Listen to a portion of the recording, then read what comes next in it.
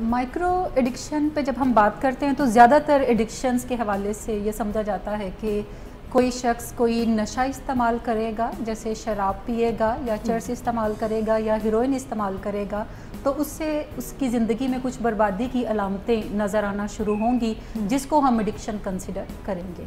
जबकि एडिक्शन सिर्फ नशों की नहीं होती बल्कि सोचों की भी होती है, बल्कि बिहेवियर की भी होती है। सो माइक्रो एडिक्शन से मुराद है ऐसी एडिक्शंस जो कि विजिबल नहीं हैं, इनविजिबल हैं, और जो शख्स उस एडिक्शन में मुब्तला है वो खुद भी अभी नहीं जानता कि राइट नाउ वो किसी थॉट एडिक्शन के अंदर या किसी बिहेवियर एडिक्शन के अंदर मुब्तला है।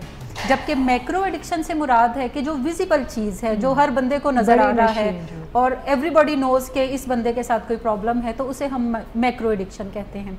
अच्छा, मैक्रो एडिक्शन हम डेवलप कैसे करते हैं? कुदरत जब हमें ज़िंदगी के धारे में धकेलती है तो बहुत सारी चीज़ें हम अपने सर्वाइवल के लिए सीख रहे होते हैं ट्रायल एंड एरर के थ्रू।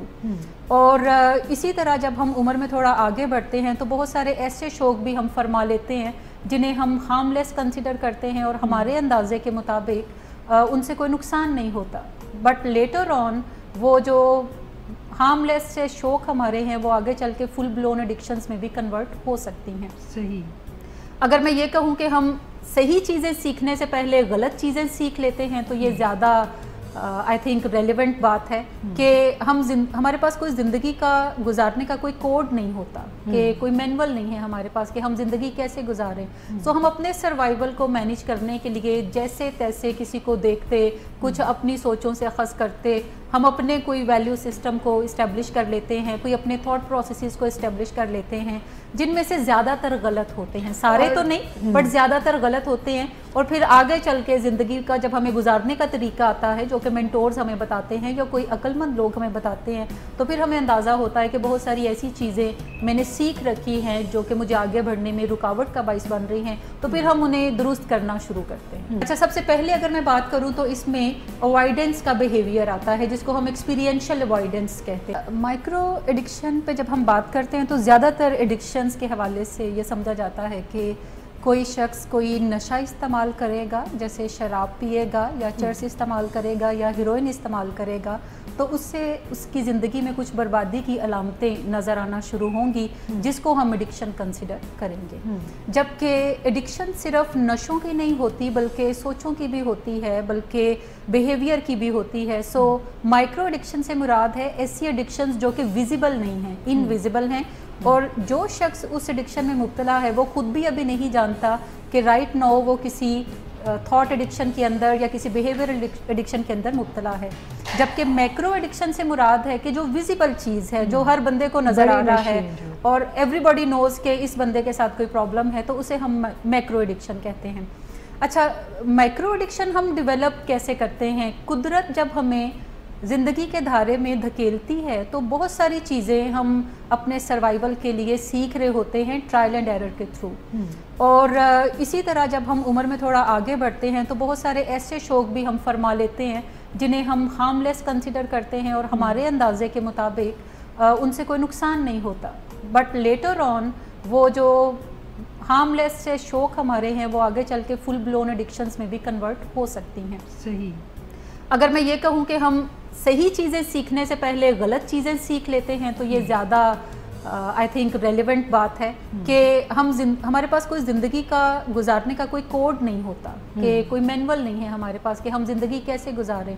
सो हम अपने सर्वाइवल को मैनेज करने के लिए जैसे तैसे किसी को देखते, कुछ अपनी सोचों से अखज़ करते, हम अपने कोई वैल्यू सिस्टम को इस्टेब्लिश कर लेते हैं, कोई अपने थॉट प्रोसेसेस को इस्टेब्लिश कर लेते हैं, जिनमें से ज़्यादातर गलत होते हैं, सारे तो नहीं बट ज़्यादातर गलत होते हैं। और फिर आगे चल के ज़िंदगी का जब हमें गुजारने का तरीका आता है, जो कि मेंटोर्स हमें बताते हैं या कोई अक्लमंद लोग हमें बताते हैं, तो फिर हमें अंदाज़ा होता है कि बहुत सारी ऐसी चीज़ें मैंने सीख रखी हैं जो कि मुझे आगे बढ़ने में रुकावट का बाइस बन रही हैं, तो फिर हम उन्हें दुरुस्त करना शुरू करते हैं। अच्छा, सबसे पहले अगर मैं बात करूँ तो इसमें अवॉइडेंस का बिहेवियर आता है, जिसको हम एक्सपीरियंशियल अवॉइडेंस कहते हैं। सही। यानी किसी भी ऐसी चीज़ से बचने की कोशिश करना जो आपके अंदर एंग्जाइटी क्रिएट करती है। ये सिचुएशन हो सकती है, ये कोई सोचें हो सकती हैं, ये इमोशंस हो सकते हैं, फीलिंग्स हो सकती हैं, कोई पास्ट की मेमोरीज हो सकती हैं जो कि आपको तकलीफ़ पहुंचाती हैं, पेन क्रिएट करती हैं, और आप उसे बचने के लिए अपने आप को किसी और चीज़ के अंदर इन्वॉल्व करते हैं और आप चाहते हैं कि आप उस पेन को बाईपास करके गुजर जाएं, बाईपास करके अपनी ज़िंदगी आप कंफर्टेबली गुजार ले। जबकि जितना हम अवॉइड करते हैं उतनी शिद्दत से वो तकलीफ़ जो है वो वापस हमारी तरफ आती है। एक और चीज़ बड़ी अहम है कि हम पेन को अवॉइड नहीं कर सकते, ठीक, लेकिन हम सफरिंग को अवॉइड कर सकते हैं। पेन इज़ इनएविटेबल, लेकिन जो सफरिंग है वो इनएविटेबल नहीं है। यानी जब भी हमें कोई पेनफुल चीज़, कोई मेमोरी, कोई फीलिंग जब भी हम इनकाउंटर उससे करेंगे तो हम अगर एक्सपीरियंस कर लें उसको एक ही दफ़ा तो हम फिर हीलिंग के प्रोसेस में चले जाएंगे, हम उसमें से वंस एंड फॉर ऑल निकल जाएंगे। लेकिन जब भी हम उसे अवॉइड करेंगे, बाईपास करने की कोशिश करेंगे, तो समझ लें कि ये पेन फिर हमारे साथ कॉन्स्टेंटली चलना शुरू हो जाएगी, जो हर गुजरते लम्हे के साथ भारी होती जाएगी। और एक हद तक तो हम इसके वज़न को सहार सकेंगे, बट एक टाइम ऐसा आएगा जब हमारे लिए इसके वज़न को बर्दाश्त करना काबिल कबूल नहीं होगा या नाकाबिले बर्दाश्त होगा, तो फिर हम एक और डिफरेंट तरह के बिहेवियर के अंदर जाएंगे जो कि नेगेटिव होगा, जो कि सेल्फ सेबोटेजिंग बिहेवियर होगा। सो हमें ये जितने भी नेगेटिव इमोशंस हैं या सिचुएशंस हैं जो भी हमारे अंदर थोड़ी एंग्जाइटी क्रिएट करें, पेन क्रिएट करें, तो हम जितना इनकाउंटर करेंगे, जितना फेस करेंगे, उतना जल्दी हम इन तमाम चीज़ों में से निकल जाएंगे। लेकिन एक माइक्रो एडिक्शन है कि हम तमाम लोगों का एक जनरल बिहेवियर या नॉर्मल बिहेवियर हम कंसिडर करते हैं कि जहाँ से तकलीफ़ मिल रही है उस बंदे से मिलना छोड़ दें, जिस सोच से तकलीफ़ मिल रही है उस सोच को सोचना छोड़ दें, जिन फीलिंग्स से तकलीफ़ मिल रही है उन फीलिंग्स को आप स्नप कर दें, पुश अवे कर दें, फील ना करें ताकि उसमें से आप निकल जाएं। अच्छा, हमारा कल्चर भी इन तमाम चीज़ों को इंडोर्स करता है। बिल्कुल एक बड़ा कॉमन सा बिहेवियर मैं देखती हूँ कि जब भी कोई बंदा किसी प्रॉब्लम में होता है, किसी तकलीफ़ में है, कोई फोतगी हो गई है उनके घर के अंदर, तो ज़्यादातर लोग जो आएंगे तो वो ये कहेंगे कि तुम परेशान मत हो, तुम रो मत। तो वो ये मैसेज दे रहे होते हैं कि देखो तुम इस तकलीफ़ को महसूस ही ना करो। बिल्कुल, तुम इस तकलीफ़ को महसूस नहीं करोगे तो तुम्हें प्रॉब्लम नहीं होगी। जबकि ऐसे मौक़ों पे हमेशा ये कहना चाहिए, हमेशा अपने जो भी आपके अजीज़ हैं उन्हें उस तकलीफ़ को एक्सपीरियंस करने की तरफ इनकरेज करना चाहिए और कहना चाहिए कि तुम जी भर के रो लो, ये रोने वाला ही दिन है, ये रोने वाला मुकाम है, तुम रो लो ताकि तुम्हारे अंदर से ये तकलीफ़ जो है वो निकल जाए। इसी तरह जब कोई मुसीबत में है और आप उसे कहते हैं कि तुम फिक्र ना करो, तुम परेशान ना हो, तो ऐसे मैसेजेस नहीं देने चाहिए आपको, बल्कि ये बताना चाहिए। अगर कोई कहता है कि मैं बड़ा फ़िक्रमंद हूँ, मैं बड़ी मुसीबत में हूँ, तो आप कहते हैं कि हाँ परेशानी वाली बात तो है, लेकिन इसमें से देखना चाहिए कि इसका हल क्या निकाला जाएगा। दो बड़े इंपॉर्टेंट क्वेश्चंस हैं जो जब भी कोई ऐसा मोमेंट होगा जो तकलीफ हमारे लिए क्रिएट करेगा तो हमारे जहन में आते हैं, और वो दो अहम क्वेश्चन हैं कि व्हाट एंड व्हाई, कि हुआ क्या है और मेरे साथ क्यों हुआ है। और हम इन्हीं दो चीज़ों के अंदर चल रहे होते हैं। जबकि एक तीसरा जो क्वेश्चन है जो उससे भी ज़्यादा अहम है वो ये होना चाहिए कि मैं हाउ का क्वेश्चन आना चाहिए कि how I can manage this issue, how I can heal my pain, how I can let myself to feel my feeling, ताकि आप उस प्रोसेस में से वंस एंड फॉर ऑल फिर आगे बढ़ जाए और आप मूव ऑन कर जाए। आपने अक्सर देखा होगा कि बहुत सारे लोग जो हैं उनकी ज़िंदगी में कोई 10 साल पहले बुरी चीज़ होती है, कोई बैड इंसिडेंट होता है, कोई किसी प्यारे की डेथ हो जाती है, या 20 साल पहले कोई ऐसी चीज़ होती है, लेकिन आज भी जब वो उस मौजू के ऊपर बात कर रहे होते हैं तो उनकी आंखों से आंसू जो है वो छम छम करके बरसना शुरू हो जाते हैं, और वो उसी तकलीफ़ में आप उन्हें पाएंगे जो उन्होंने 10 साल पहले महसूस की थी।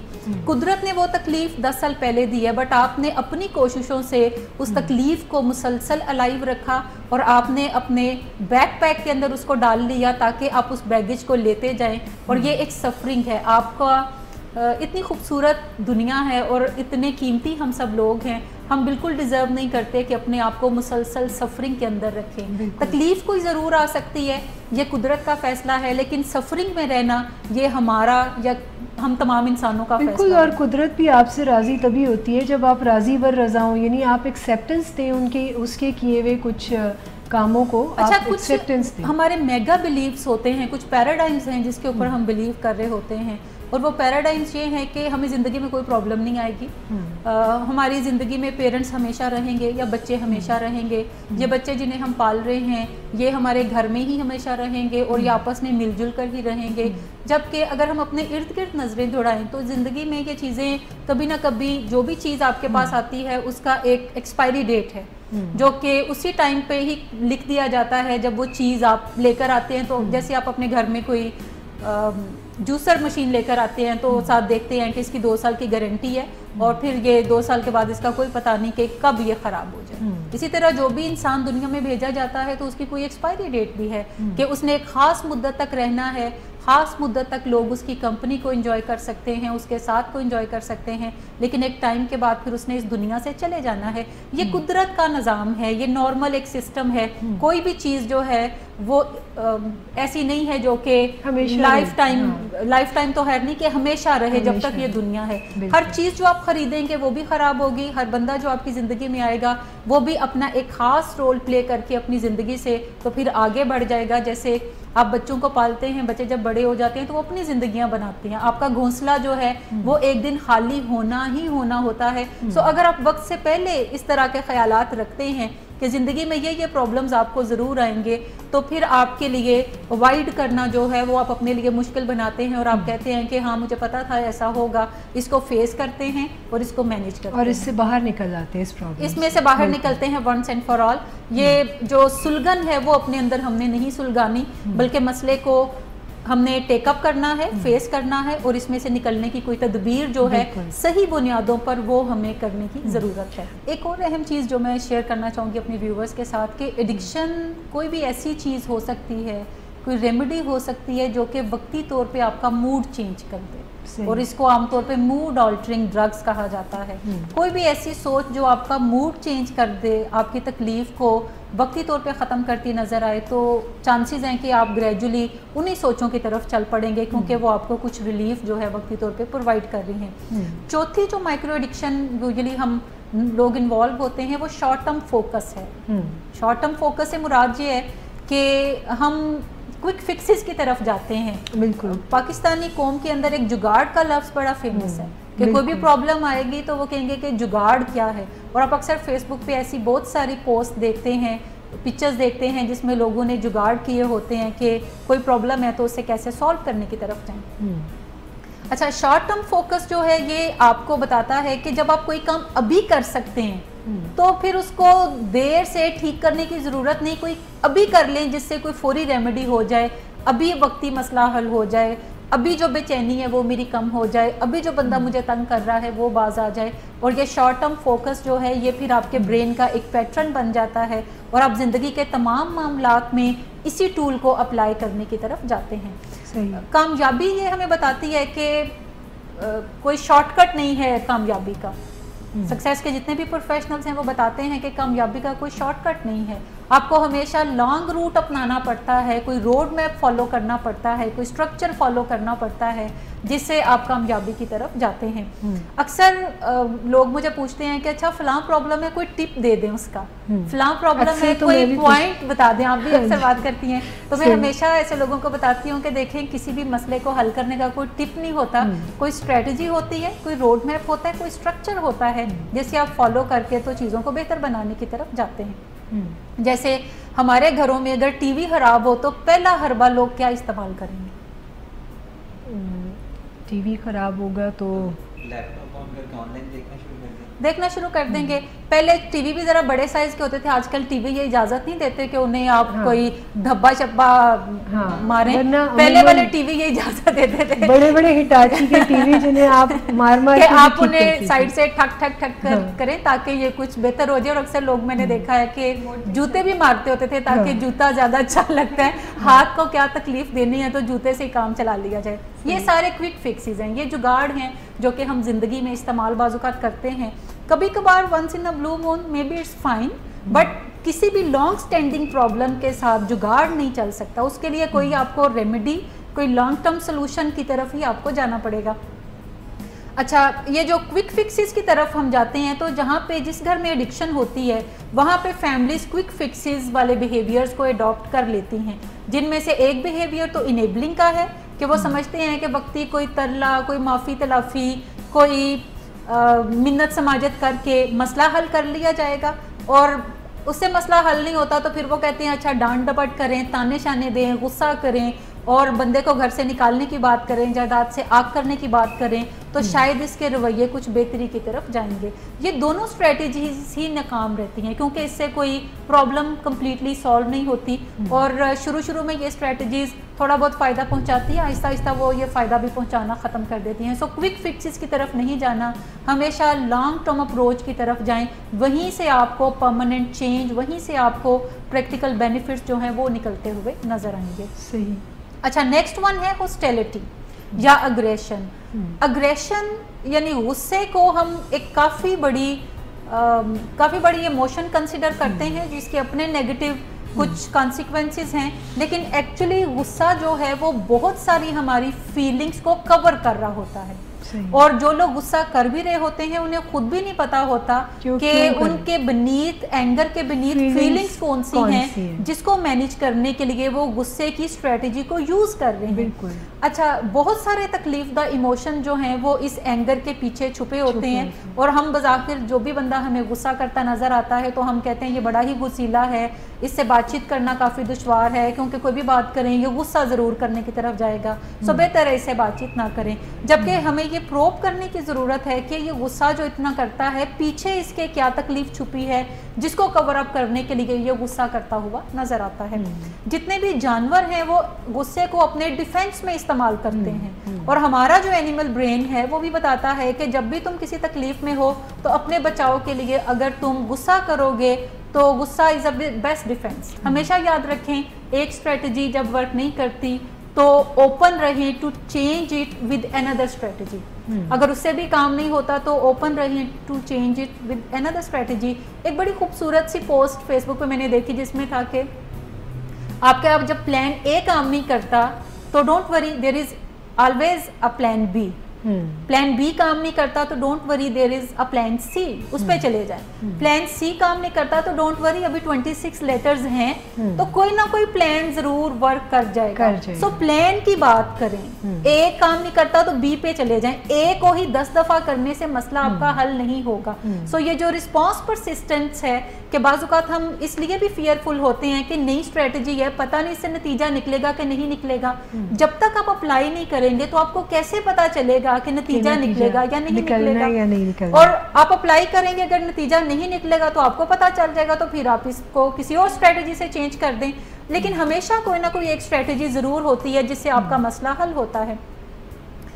जब बल्ब बनाने की बारी आई और एडिसन ने बल्ब ईजाद किया तो अब पता नहीं एडिसन ने किया होगा शायद, ये भी कुछ थॉमस एडिसन ने बल्ब ईजाद किया और बारी आई तो एक तरीका इस्तेमाल किया, वर्क नहीं किया तो उन्होंने दूसरा किया, तीसरा किया और 999 दफ़ा जब इस्तेमाल किया और 1000वीं दफ़ा इस्तेमाल करने पे बल्ब बन गया तो उनके असिस्टेंट्स ने कहा कि एडिसन तुमने 999 तरीके इस्तेमाल किए जिससे बल्ब नहीं बना। तो उसने कहा कि नहीं, मैंने 999 तरीक़ों से सीखा कि अगर बिजली को यूं गुजारा जाए तो वो रोशनी नहीं देती। और जितने भी तरीके उन्होंने लैब के अंदर इस्तेमाल किए इवेंचुअली उन्होंने बल्ब तो ईजाद कर लिया, बट वो तमाम तरीके ज़ाया नहीं गए बल्कि बहुत सारी ईजादात बाद में उन्हीं तमाम तरीक़ों में से, बहुत सारे तरीक़ों में से ईजादात भी हुई जो कि डिफरेंट पर्पसेस के लिए थी। जैसे रेलवे का इंजन बना, उसी में से एक स्ट्रेटजी यूज़ करके रेलवे का इंजन फिर बनाया गया। सो इसका मतलब है कि हमेशा प्लान को चेंज करते रहें, स्ट्रेटजी को चेंज करते रहें, मक्खी पे मक्खी मत मारें, उससे कोई भी नतीजा नहीं निकलेगा। अच्छा, लास्ट वन जो माइक्रो एडिक्शन हम अक्सर एक्सपीरियंस करते हैं लोगों के अंदर और खुद में भी, वो है नेगेटिव अप्रेजल का। बिल्कुल, बहुत ही खतरनाक किस्म की माइक्रो एडिक्शन। नेगेटिव अप्रेजल का, और समहाउ हमारा कल्चर भी इसको सपोर्ट करता हुआ नजर आता है। नेगेटिव अप्रेजल से मुराद है कि आप किसी सिचुएशन में जाने से पहले ही कोई नेगेटिव असेसमेंट करते हैं और कहते हैं कि आज का दिन मेरा बड़ा ही बुरा गुजरेगा, और फिर वो बड़ा ही बुरा गुजरता है। और आप कहते हैं कि देखा मैं कितनी महान हस्ती बन गई हूँ कि अब तो मैं पहले से ही मुझे पता चल जाता है कि ये बुरा गुजरेगा। जैसे ही हमारे सामने से बिल्ली गुजरती है काली, हाँ, तो हमें लगता है कि ये आज का दिन कोई गड़बड़ जरूर होगी, और वो फिर हमारे किसी बिहेवियर, चूंकि जब हम माइंडसेट बना लेते हैं कि गड़बड़ होगी, तो यकीनन फिर हमारे बिहेवियर भी हमारा साथ नहीं देते। जब हम पॉजिटिव सोचों को सोचते हैं तो ना सिर्फ हमारी सोचें बेहतर होती हैं, बल्कि यही न्यूरॉन्स पे इफ़ेक्ट करती हैं और हमारे रवैयों के अंदर भी मुस्बत तब्दीलियाँ आती हैं, जिससे कामयाबियाँ भी हमें मिलने लगती हैं। इसके अलावा इसका सबसे बड़ा बेनिफिट ये होता है कि मुस्बत सोचने से किसी भी सिचुएशन में आप जाएं तो आप ज़्यादातर सलूशंस को ही अट्रैक्ट कर रहे होते हैं। आप ऐसे लोगों से मिल रहे होते हैं जहाँ से कोई ना कोई सलूशन उभर के आ रहा होता है। लेकिन जब आप नेगेटिव सोचते हैं, नेगेटिव असेसमेंट्स लेकर चलते हैं लोगों के बारे में, सिचुएशंस के बारे में, तो फिर आपका न्यूरॉन्स जो हैं वो नेगेटिव लोगों की तरफ ज़्यादा आपको अट्रैक्ट कर रहे होते हैं, और आप मसाइल में बार बार घिरे जा रहे होते हैं, और आपको समझ नहीं आ रही होती कि ये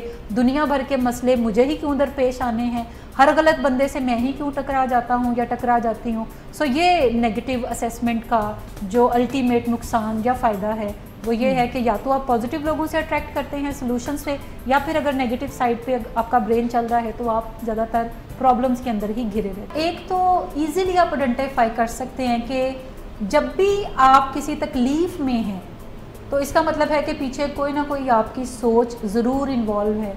आप तकलीफ़ में हैं और उस तकलीफ़ में से निकल नहीं पा रहे, तो आपको अपनी सोचों की तरफ रुख करने की ज़रूरत है कि कौन सी मेरी थॉट्स हैं, कौन से मेरे बिलीव्स हैं जो कि मुझे हेल्प नहीं कर रहे, जो रिडंडेंट हैं, जिन्हें चेंज करने की ज़रूरत है। ठीक, और जब आपको ये आगाही हो जाती है कि मेरी सोचों में कोई प्रॉब्लम है, मैं रूमिनेट तो नहीं कर रही, मैं शॉर्ट टर्म मेरा फोकस तो नहीं है, या मैं अवॉइड तो नहीं सिचुएशन को कर रही, या मैं हॉस्टिलिटी की तरफ तो नहीं जा रही, या मेरा रिस्पॉन्स परसिस्टेंस तो नहीं है, तो फिर आपको कुछ ना कुछ वहाँ पे चेंज लाने की ज़रूरत है। जब आप वहाँ पे चेंज लाएंगे तो कोई ना कोई स्ट्रेटजी भी बदलने से फ़ायदा पहुँचेगा, तो स्ट्रेटजी भी आप बदल लेंगे। ये तो हम एक अपना रियलिटी चेक खुद के साथ कर सकते हैं। दूसरी चीज़, हम ये रियलिटी चेक दूसरों से भी मांग सकते हैं कि मैं इस मसले में हूँ और मैं अपने किसी साथी से शेयर करती हूँ कि राइट नाउ मेरा ये प्रॉब्लम है और मुझे कोई हल समझ नहीं आ रहा, क्या तुम मुझे बता सकते हो कि मुझे क्या चीज़ बदलने की ज़रूरत है ताकि मैं इसको हल करने की तरफ जाऊं। तो फिर दूसरा बंदा जो भी मशवरा दे, अगर तो आप ऐसे बंदे से मशवरा ले रही हैं जो कि आप ही जैसी सोचें रखता है तो फ़ायदेमंद नहीं है। लेकिन अगर आप किसी ऐसे बंदे से मशवरा लेते हैं जिसकी अपनी ज़िंदगी में कुछ स्टेबिलिटी नज़र आती है और आपको लगता है कि वो आपको भी कोई मुफीद मशवरा देगा या वो कोई प्रोफेशनल हो सकता है, तो फिर आप उससे मशवरा लेने की तरफ जाएँ। फिर जैसा वो कहे उसको अप्लाई करके देखें कि कोई चेंज है या नहीं है, या आप उस तकलीफ़ में से निकले हैं। अगर तो तकलीफ़ में से निकल गए हैं तो गुड इनफ है, नहीं निकले तो फिर बंदा भी बदल कर देखें। बाज़-औक़ात आप जिस बंदे से मशवरा कर रहे होते हैं वो आपकी समझ बूझ के मुताबिक अक्लमंद होता है, लेकिन हो सकता है कि ज़िंदगी की बहुत सारी सच्चाइयाँ अभी वो भी एक्सप्लोर कर रहा है, उस पर खुली नहीं है। तो बंदा भी बदल कर देखें, स्ट्रैटेजी भी बदल कर देखें, उससे आपको फ़ायदा होगा।